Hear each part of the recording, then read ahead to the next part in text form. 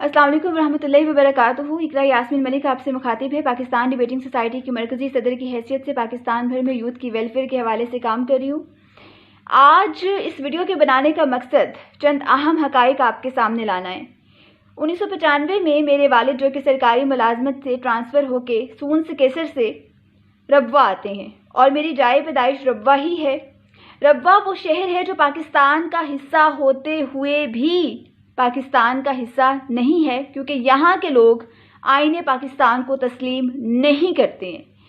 अहले रब्वा यानी कादियानी वो लोग हैं जो कि नबी पाक सल्लल्लाहु अलैहि वसल्लम को आखिरी नबी नहीं मानते, बल्कि गुलाम अहमद कादियानी को आखिरी नबी मानते हैं। और ये वो शख्स है जो कि अंग्रेज़ों का एक ब्रांड है, जो कि एक दज्जाली फितना है, जिसको सोचे समझे मंसूबे के तहत मुसलमानों के दरमियान लाया गया।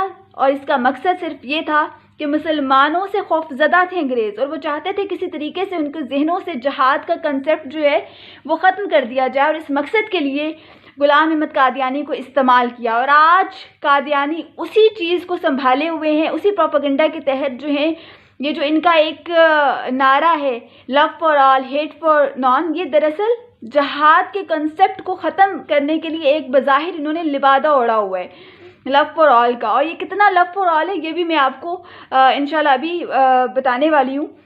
अच्छा, ये जो गुलाम अहमद कादियानी अपनी किताब रूहानी खजाइन में लिखता है, जिल्द नंबर 18 और सफ़ा नंबर गालिबन 207 है, बेशक कुरान मजीद में मुझे ही अहमद और रसूल कहा गया, मोहम्मद और रसूल कहा गया। फिर लिखता है कि सच्चा खुदा वो है जिसने कादियान में अपना रसूल भेजा।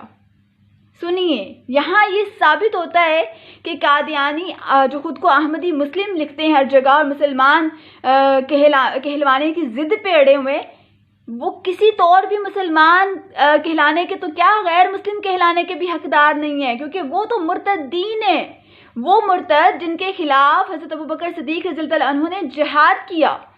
और ये पाकिस्तान के कितने खैर ख़्वाह हैं इसका अंदाज़ा इस चीज़ से लगाइए, क्योंकि मेरी सारी स्कूलिंग वहाँ की है, मैंने वहीं से ग्रेजुएट किया। और ये जो इस वक्त आप डिग्री देख रहे हैं मेरे हाथ में, ये इन्हीं के जो एक इदारा है नुसरत जहाँ गर्ल्स पोस्ट ग्रेजुएट कॉलेज रब्वा, वहाँ से मैंने ग्रेजुएट किया।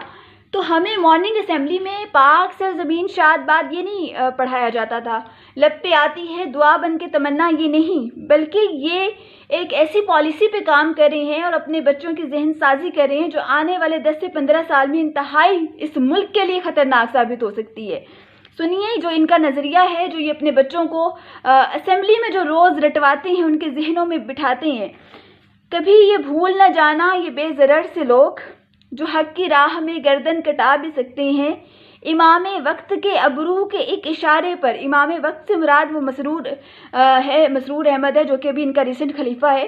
इमाम वक्त के अबरू के एक इशारे पर तुम्हारे ज़ौम के पुर्जे उड़ा भी सकते हैं। ये लव फॉर ऑल का प्रचार करने वालों का असल चेहरा है। कभी ये भूल ना जाना ये पुरअमन से लोग वक्त आने पे असलहा उठा भी सकते हैं। सदर उमूमी के दफ्तर पे जब रेड हुआ तो असलहा बरामद हुआ, ये हकीकत पर मबनी चीज़ें हैं। इमाम वक्त के चेहरे पे जो मलाल आए तुम्हारी 7 नस्लें मिटा भी सकते हैं। ये कादियानी धमका रहे हैं, धमकी दे रहे हैं मुसलमानों को, उम्मत मोहम्मदी को। और समझ से बालातर है कि हर चौथे रोज़ जो है, हर चौथे महीने किसी न किसी को हमदर्दी का बुखार चढ़ जाता है। कभी कादियानी को ओहदा देने की बात होती है, कभी ख़त्म नबूवत की मोहर को छेड़ दिया जाता है, उसमें तरमीम की जाती है, कानून में उसकी बात होती है। कभी जो है वो इनको अक़लियत के हकूक़ देने की बात होती है। कौन से हकूक़? ये आईने पाकिस्तान को नहीं मानते तो इनको अक़लियत के हकूक़ दिए कैसे जा सकते हैं?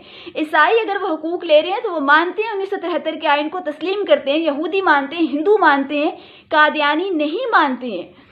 आप ये देखें, पाकिस्तान में ऐसा कौन सा शहर है जहाँ पे मीडिया की रसाई नहीं है?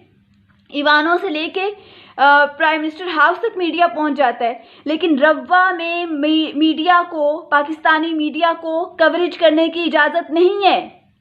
आप वहां जाके कवरेज नहीं कर सकते, आप उनके दफातर को विजिट नहीं कर सकते।